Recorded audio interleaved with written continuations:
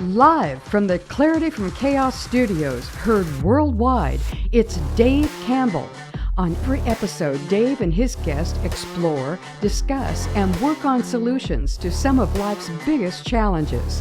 So, if you're ready, be prepared to be enlightened, amused, and even shocked by what you hear.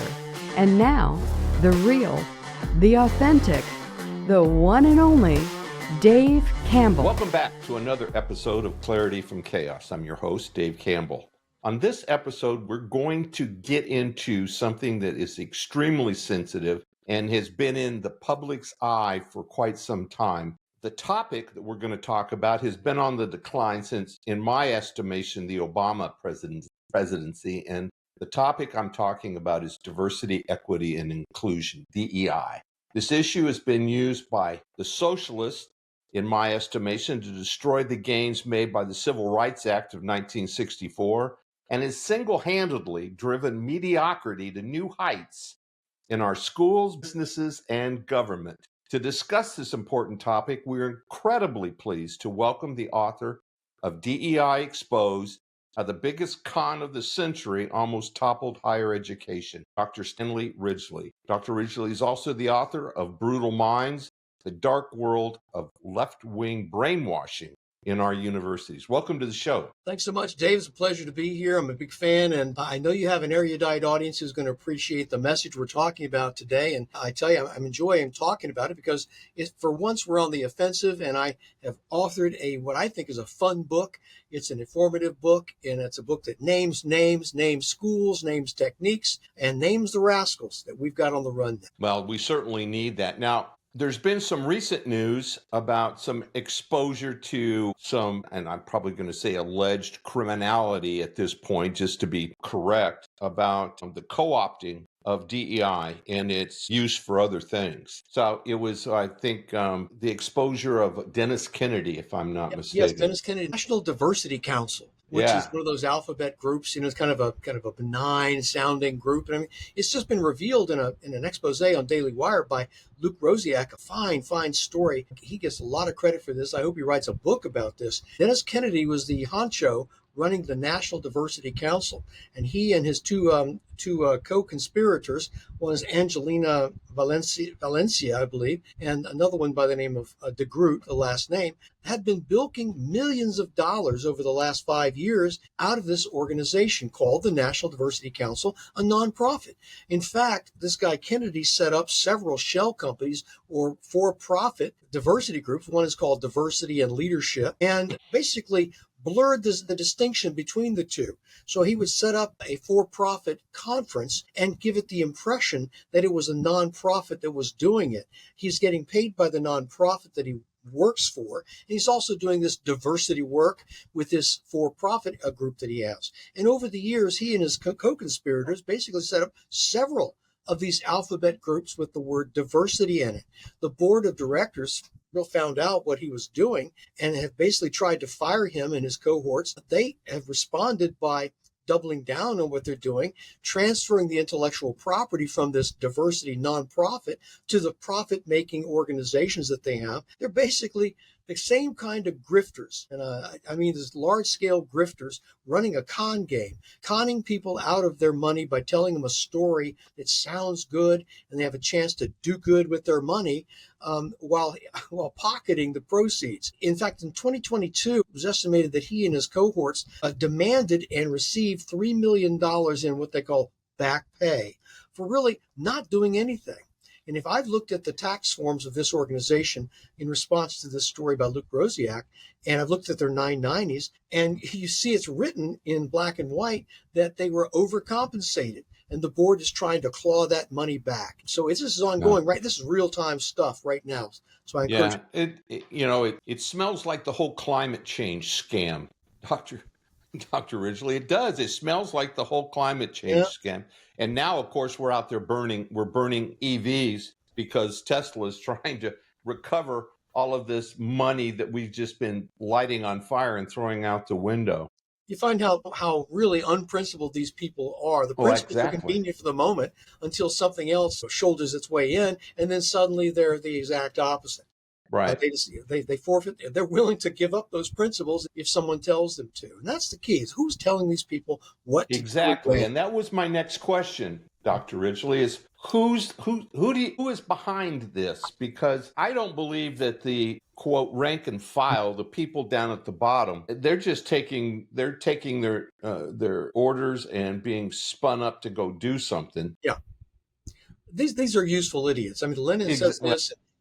And I'll use that term. They're useful idiots. A lot of them are well-meaning. They think they're on God's side. If they believed in God, if they believed in angels, the angels will be on their side. And they're not. They are basically drunk, intoxicated on their own sense of morality and virtue, and they believe they're doing the right thing. And they believe, like Luigi Mangione, the assassin of this innocent guy, Brian Thompson, that their ideology tells them they're on the right side, and that the ideology tells them what to do. And they do that, irrespective of what their own personal view of reality and how they experience it tells them. So they're basically acting in accord with this ideology, the foot soldiers are. And there's a lot of these foot soldiers, and they really believe in what they're doing. And they're the kind of people who call you names. They believe that they lift themselves up in a sense of superiority and hubris based on this ideology and this hidden knowledge that they believe they have. And it's pervasive in the colleges and universities, which is really my wheelhouse and how I see this. I see this all the time. And I see the people who are in charge of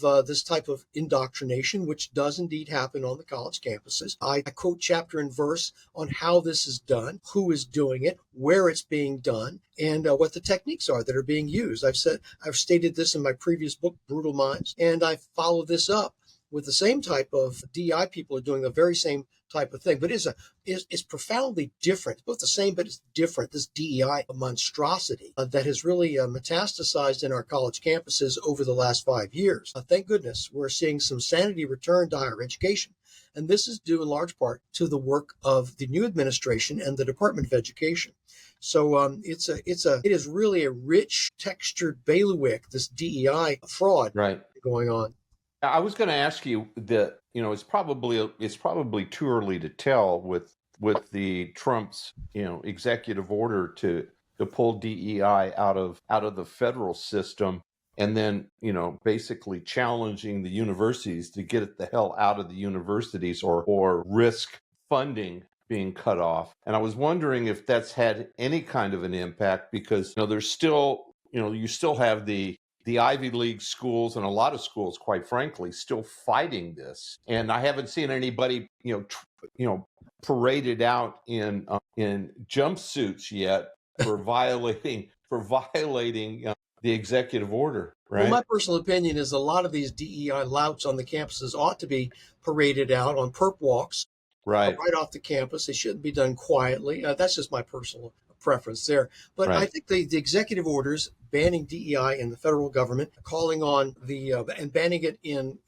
colleges and universities, and then another executive order that basically ordered colleges and universities to crack down on the plague of anti-Semitism that is part and parcel of DEI. It's one and the same. There's no distinction between the two. There's a deep connection between DEI programs on the college campuses. Now, the most recent thing, you've asked me what kind of impact this is going to have. Well, the most recent actions by the Department of Justice and the Department of Education was a Dear Colleague letter from February 14th, the Valentine, telling colleges, universities, you have to eliminate your DEI programs on your campus because they violate U.S. civil rights laws and equal protection clause of the Constitution. And you have 14 days to do it. Well, has this caused consternation amongst the nation's colleges and universities? A lot of bureaucrats wringing their hands, a lot of empty suits go, oh my gosh, what are we going to do? Someone is really, it's time to pay the piper. And the federal government's been paying the bill right here, and he who pays the piper calls the tune. And the federal government is saying the tune we're calling is a protection of your college students, protection of property, protection against vandalism, trespassing, assault, robbery, bullying, and intimidation on your college campuses. Well, the latest, and I think this is marvelous. This is just fun. It's on spools in real time. The targeting of Columbia University's $400 million in federal funding. Right. How is the federal government able to do this? Is this legal? Of course it's legal.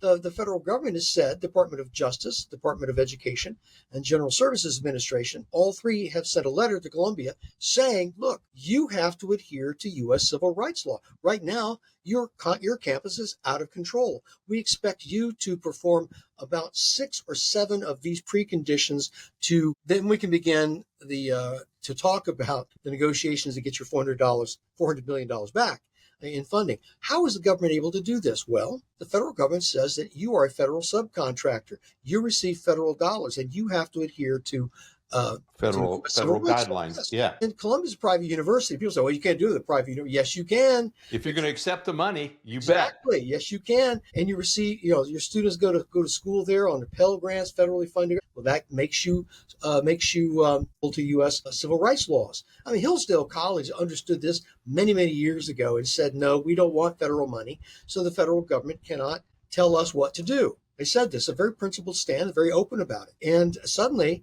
you got the Ivy League schools, and now Columbia is endowed with $15 billion. They can find the money to replace this if they really want to do this valuable research. But the point being is that Columbia now is time to pay the piper, and the bill has come due. It's been a Dionysian Bacchanalian festival of good wine and doing what we want to, and no supervision and no accountability. Now it's time to find out whether you really mean what you say and are willing to adhere to U.S. civil rights law. Well, I guess my first question would be, if they gave him a deadline, did they just keep extending it? Or Columbia has agreed and they've to comply. They met the deadline, which was 7 days. The letter came out on March 14th, and it gave them a week to March 20th to do it. And the president of Columbia, I'm not going to say capitulated, I'm going to say finally decided to do the right thing. If Columbia had done the right thing back after October 7th of 2023, had seized control of its campus, had prevented the encampments, prevented the trespassing, prevented the bullying, the intimidation, the vandalism, the occupation of buildings, we wouldn't be having this conversation right now. Columbia, under its former president, Manoj Shafik, lost complete control of the campus. There was no one in charge, no one with any kind of cojones to do anything to enforce Columbia's rules and regulations. And that's really basically all this letter is saying. Just enforce your own regulations. Hire 36 police officers with enforcement ability on the campus. Prevent people from wearing masks to intimidate other people. If they do wear a mask for medical or religious reasons, make them wear an ID, their student ID on the outside, so we can see who you are and that you are indeed a student. These are not onerous conditions for Columbia. It's what they should have been doing all along. Yeah, exactly. Let's talk about meritocracy and mediocrity and how DEI has basically, or at least attempted, I think there's a merit-based performances is kind of on the rise because of the new administration. But I don't have to look back 6 months when I could say that mediocrity was the king of the world because they were lowering the bar as fast as they could lower it. Explain to the audience how DEI has crippled meritocracy and basically allowed mediocrity to flourish. Okay, I'm going to start with what we mean when we say DEI, because I think there's a lot of people talking back and forth past each other. What DEI is not, DEI is not creating a level playing field. It's not giving everyone a fair shot. It's not just teaching about race and teaching about slavery. It's really none of those things. And if those things happen to happen, it's really just a byproduct and really not intentional. What DEI really is, and let me backtrack again and say DEI is basically an empty bottle for the average person. And you're encouraged to define it yourself. You're encouraged to put your own vanity, your own virtue, your own good feelings into that bottle and argue with people based on that. There's no central notion of what DEI, it's all of these wonderful things, diversity, equity, and inclusion. Who could be against that? Is it right? Isn't it right, moral, proper, the right thing to do? Well, of course not. Of course it's not, because what they actually mean is something completely different than what you have in your imagination, what you have filled this empty decanter with your good feelings and your virtue and your vanity. And this gives you this feeling of superiority, that you're a good person. It has a lot of narcissism in it as well. And then they attack me, or they attack you and say, well, how could you do such and such? You must be, and they'll use certain words to attack you. Well, what is it really? Well, actually, the actual DEI agenda is basically a con game. It's a con game that started and really revved up in 2020 on into 2021, which basically accused the United States of being a incorrigibly racist country built and permeated with white supremacy culture, that all whites are a oppressor class, all people of color, as it suits them, all people of color are victims, it's oppressors and oppressed, it's villains and victims, it's exploiters and exploited, it's evil and good. This is the really primitive ideology of Manichaeism that DEI really embraces. And they attack the colleges and universities in the same way that Jesse Jackson attacked corporations back in the 80s and early 90s, when he said, he has a shakedown operation, protection racket. That's a nice corporation you have there. Be a shame if something happened to it. Be a shame if demonstrators came out here. Why don't you give a donation over here to Operation Push? In the same way, DEI said, that's a really nice university you've got there. Be a shame if these BLM riots came to your university, and university presidents, spineless as they are, well, we're going to open the doors to your fallacious notion, your pseudo-academic, pseudo-scientific theories of good and evil, oppressor and oppressed, and let you come in and train our students and faculty, and we're going to pay you exorbitant salaries that average, in the University of California system, average around $300,000 a year, up to $500,000 a year at the University of Virginia. And you're going to train our students. And it's not going to be level playing field nonsense. It's going to be training students and forcing them to believe that they are either villains or victims based on their skin color. It's a very racialized way of looking at life, where race trumps everything. It trumps your personal experiences, your lived experiences, your religion, your education. None of that matters. Only thing that matters is your race. So let me pause for a second. Why do you think, or have demonstrated, that this took off in 20?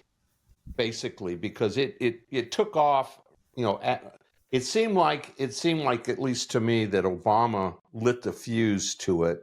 Then it kind of got paused a little bit when Trump was in office. Then it just went full bore with Biden. But what things came together in 20 that lit this off? Because we have DEI, CR, critical race theory. We have, and we have the LBG, alphabet soup crap, and everything else. Why do you think it got lit up in 20? Did they see an opportunity? What's your thought there? 2020, the most obvious thing there, the two points are, one is the COVID right. Okay. pandemic. That is when it really upended society, gave a very sense of chaos and unsettling feeling. Food delivery, staying in your home, losing your job, all these things combined with the unfortunate death of a criminal in the streets of Minneapolis, George Floyd, which led to $2 billion in damages from riots that occupied the entire summer. These two events really put universities on the spit, because university presidents they'll go supine against any kind of pressure, any kind of public display of accusation that you're doing something wrong. You are on the side of injustice. University presidents will cave in a heartbeat.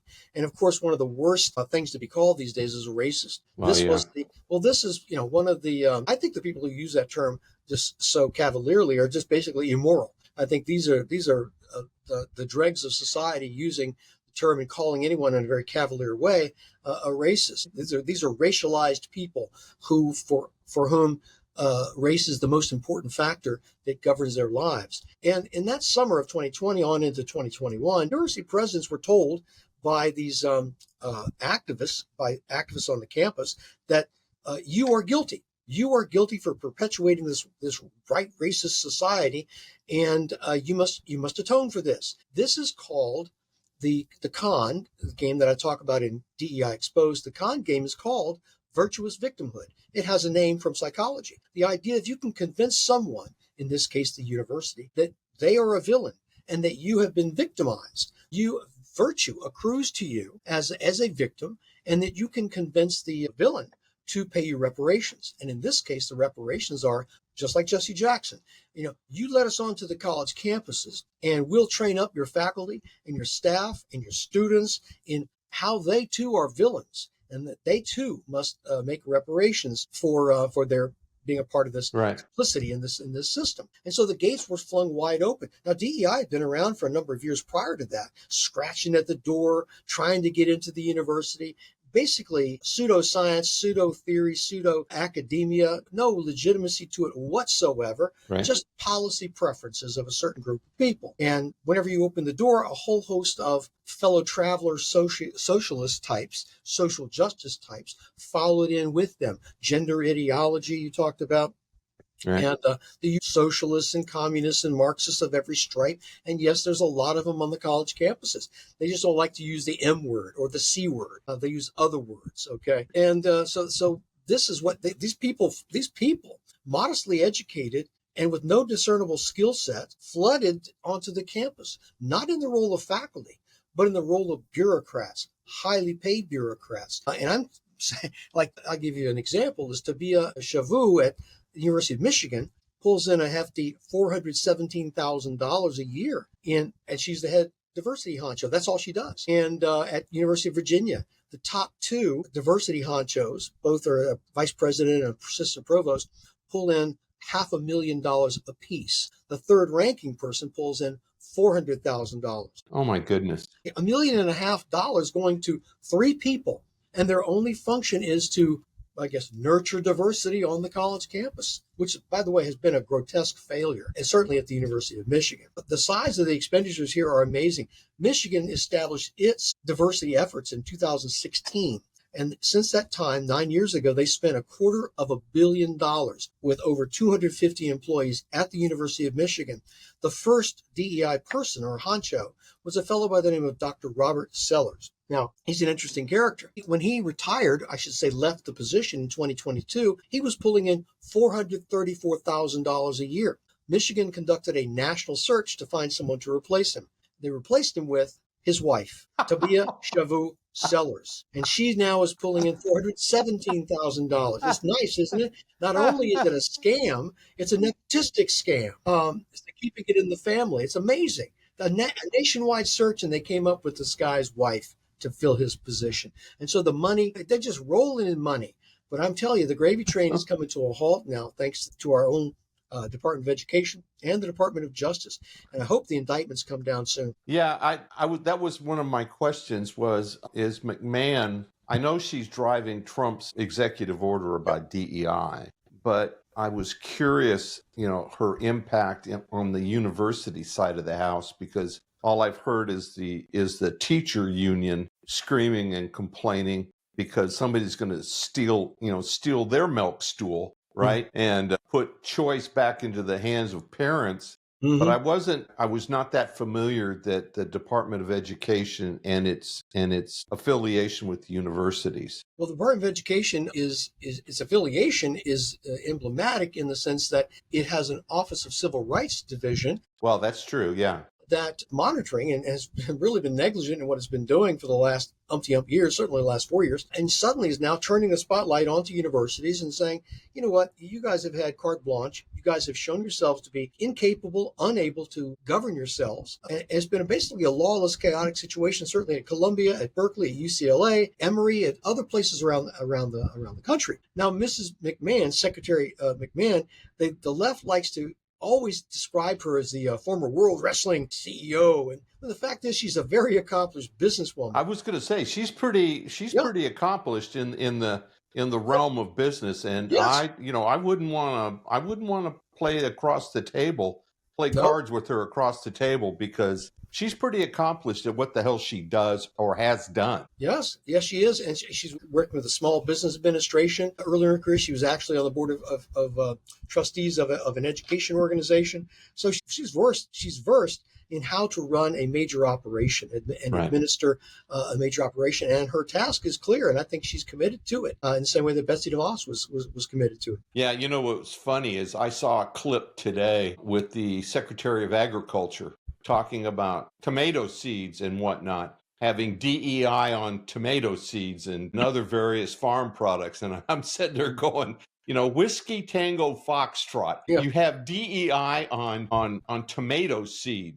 packages. I mean, and I guess there was millions of dollars spent to brand DEI on these damn seed packages. Well, Dave, you're just not sympathetic. You're just not compassionate enough. No, apparently not. Apparently No, I tell not. you what, I tell you, every time I hear the word diversity, it makes me want to, just basically pull out I won't say it.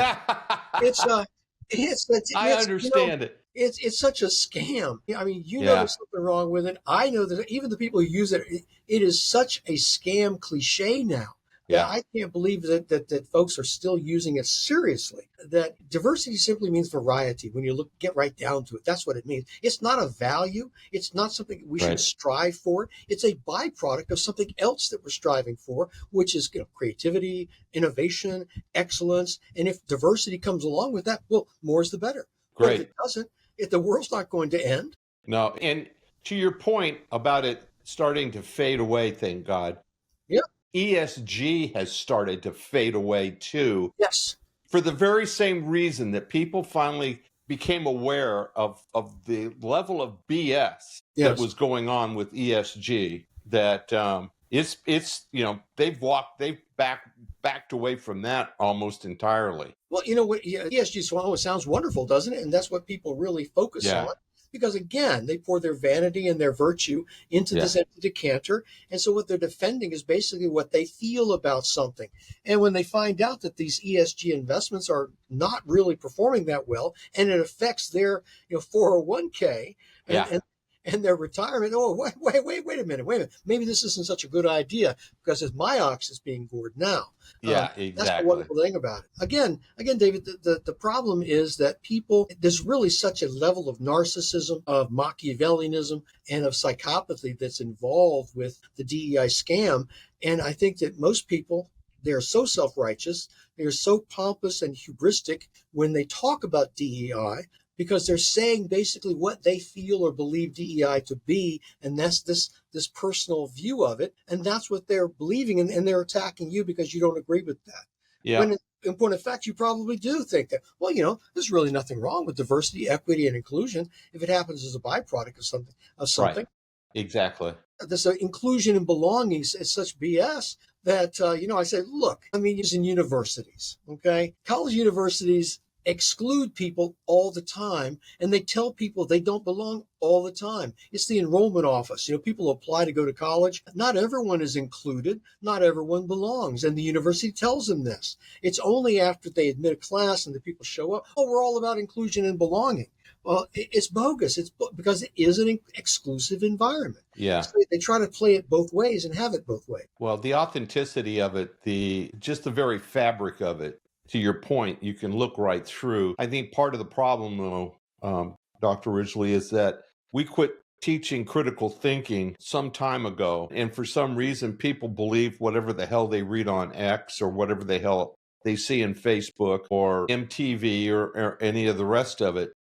They somehow cannot connect the dots without somebody connecting them for them. And they're being taken advantage of, unfortunately. You're right. In fact, the whole idea of critical thinking is the idea that you're going to keep an open mind, so to speak.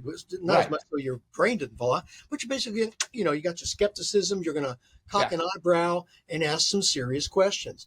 But this is not what basically professors and a lot of these DEI folks, and I say not all professors, of course, but mainly the folks on what I call the soft side of campus, sociology and English lit, right, who want to teach politics because they're not happy teaching English lit. I'm serious about that. Or trig or anything.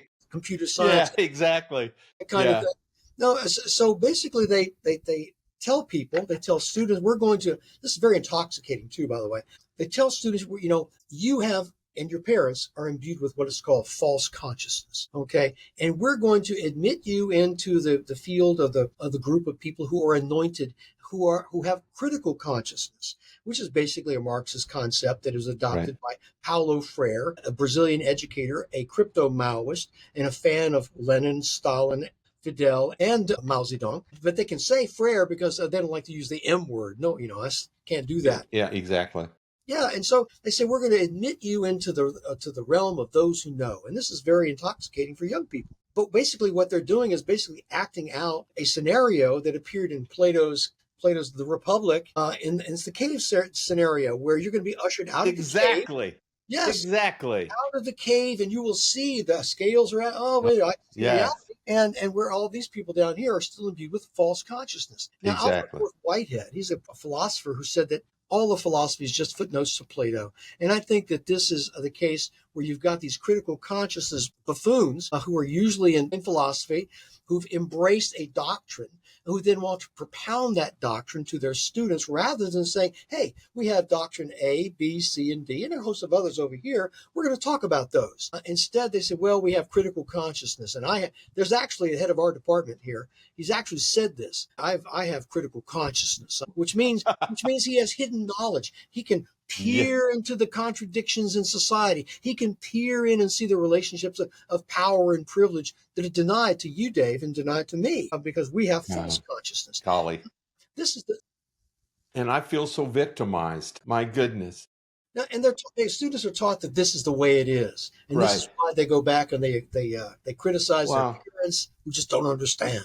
Exactly. Well, to be fair, the parents have bought into participation trophies. They've done away with, they've given away the fear of failure to their kids so their kids don't have to experience the pain of failure. So they've robbed them of 90% of the learning experiences that they would actually get growing up. Because if you lose something, you learn 10,000 more percent of what's going on than if you win. Because trying to replicate a win, if you lose, you know what the hell you did, right? Right. So well, come on, Dave. If you had fun, you won. That's bullshit. I'm sorry. I'm sorry. Everyone gets a pat on the back and gets a ribbon. And yeah. I know. No satisfaction in that at all. I know. We've been talking to Dr. Stanley Ridgley, the author of a great book that you need to read. And if you get a chance, read it because the title of it's DEI Exposed, How the Biggest Con of the Century Almost Toppled Higher Education. And you've got to arm yourself with this book because like we said at the beginning, we've started to crack open and start to see the demise of this ugly, ugly piece of our history. But we need to completely bury it. And this book is going to help you make that argument and keep you focused on going forward. And Dr. Ridgley, it's been an absolute honor, sir, having you on the show. It's been great. I've enjoyed the heck out of it. I love to talk about this stuff. My wife will tell you that. He's taking the pressure off of her who has to hear this stuff, and she contributes too. My wife, Lori, she's my first line editor, by the way. There you go. Yeah, she's not a word goes out of my apartment, our apartment, I should say, without her signing off. Signing off on it? Yeah. It's been a pleasure, sir, and I look forward to having you back on. Thanks a lot, Dave. I really appreciate it, enjoyed it. Yep. Thank you for listening. If you would like to listen to more Clarity from Chaos shows on demand, go to clarityfromchaos.buzzsprout.com or send Dave an email at info@clarityfromchaos.com for information on previous shows. You can also listen to the show on Apple Podcast, Spotify, Twitter, or Google Podcast. Until next time, please remember, it's not about waiting for the storm to pass. It's about learning to dance in the rain. Be well, everyone.